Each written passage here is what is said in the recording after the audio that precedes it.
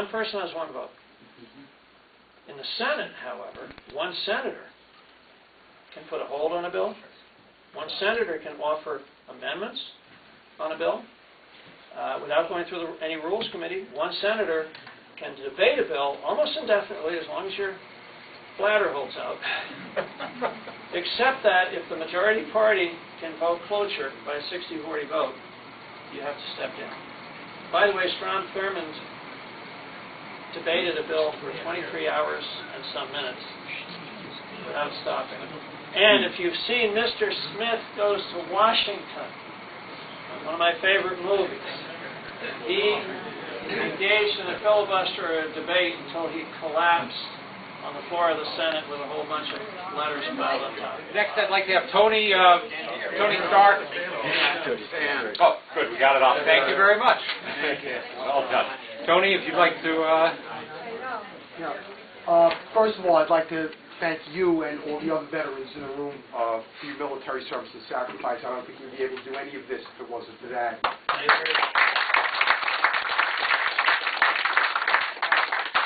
In that vein, I'd like to ask a foreign policy question.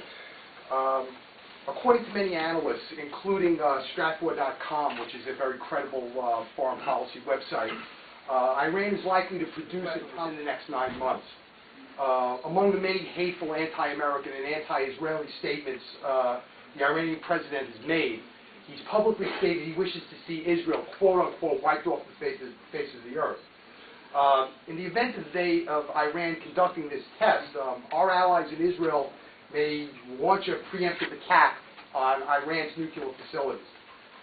Since Iran has already publicly stated it would consider an attack by Israel as an attack undertaken in conjunction with the United States, would you vote to militarily back up Israel if it's forced to take such action? I got to be going now. Very good question. And you know, these are the tough questions that you get.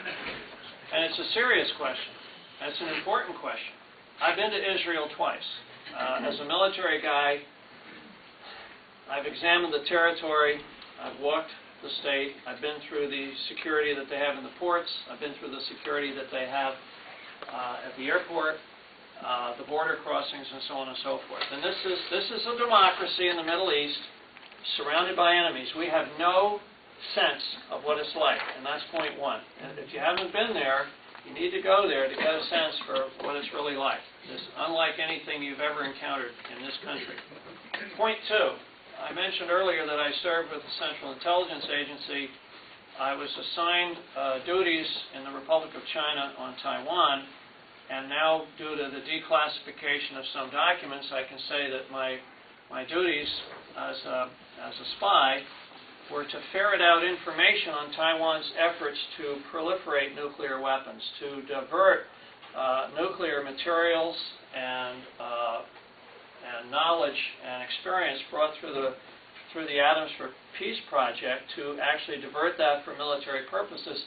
Something that the Carter administration refused to accept until my reports laid out the program in such substantial detail that they had no choice but to issue démarches against the Republic of China and eventually get them to terminate the program.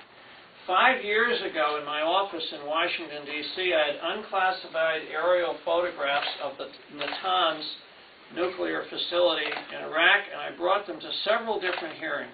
One hearing in my capacity as chairman of the Intelligence Subcommittee of Homeland Security, another hearing in my capacity as a member of the Armed Services Committee, to show what unclassified aerial photography was pointing out was a problem in Iran, and to try to encourage people to show some interest in this and be concerned about it. And unfortunately, I didn't make as much progress as I really wanted. So that brings us down to the current state. Where are they in their developments?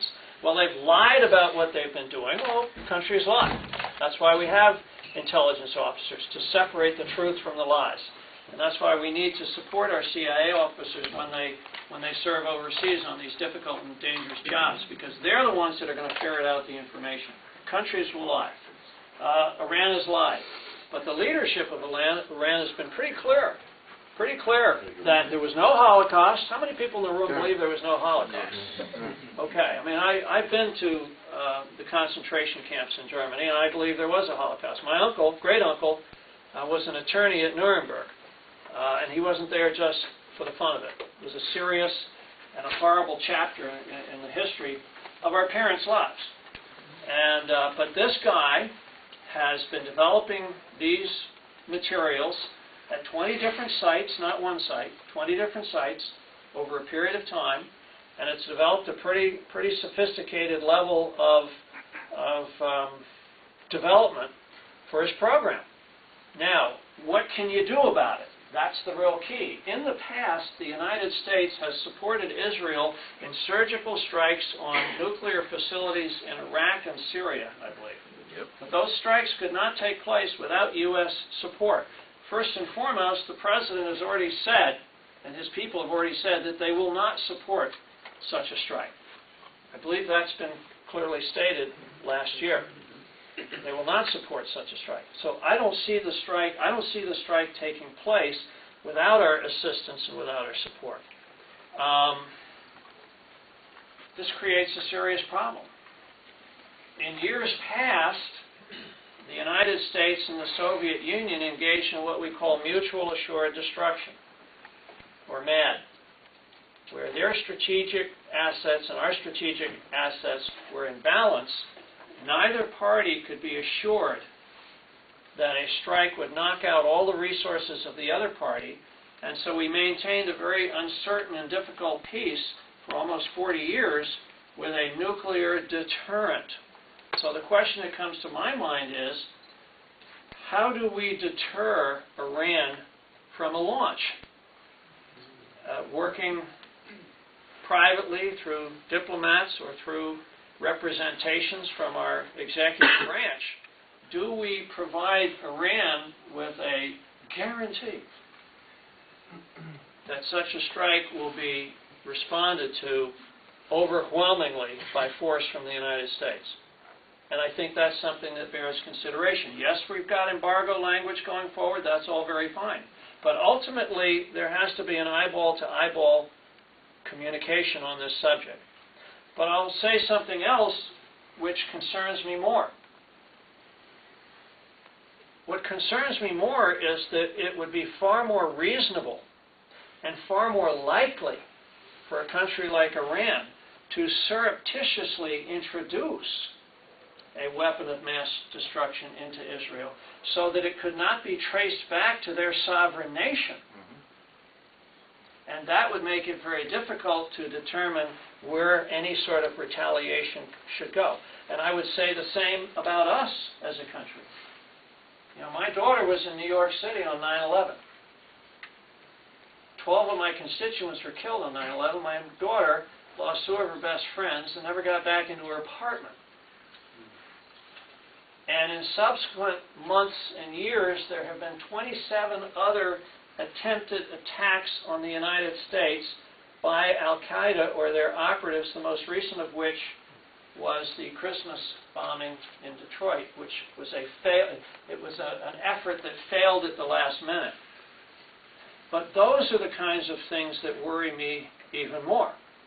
Because you see, with a sovereign nation, you can punish. But with a non-governmental entity, like Al-Qaeda or Hezbollah or Hamas, although their status is a little bit confusing these days, it makes it a little more difficult to retaliate.